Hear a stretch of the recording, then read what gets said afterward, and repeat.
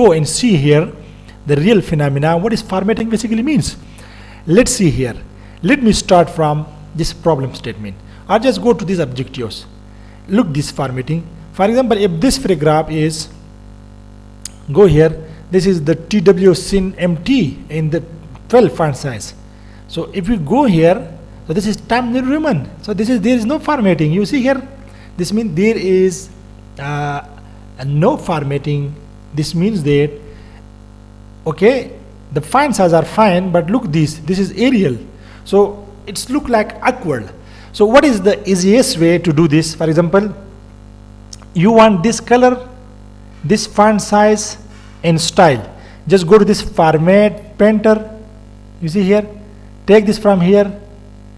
In any place you wish to apply, just write. You see here, that color, that font, very nicely.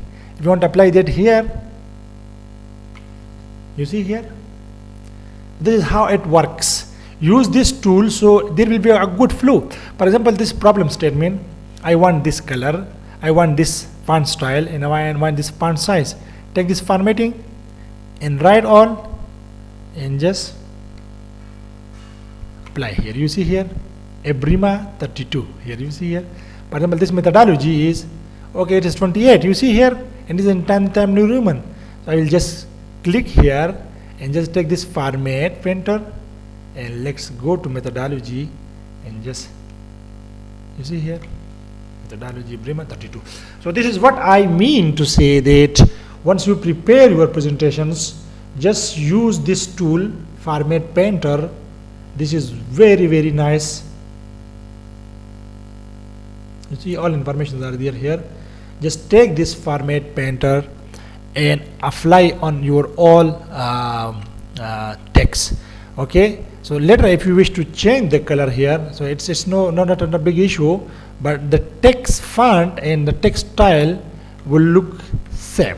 Okay, the font style and the text, it will look same.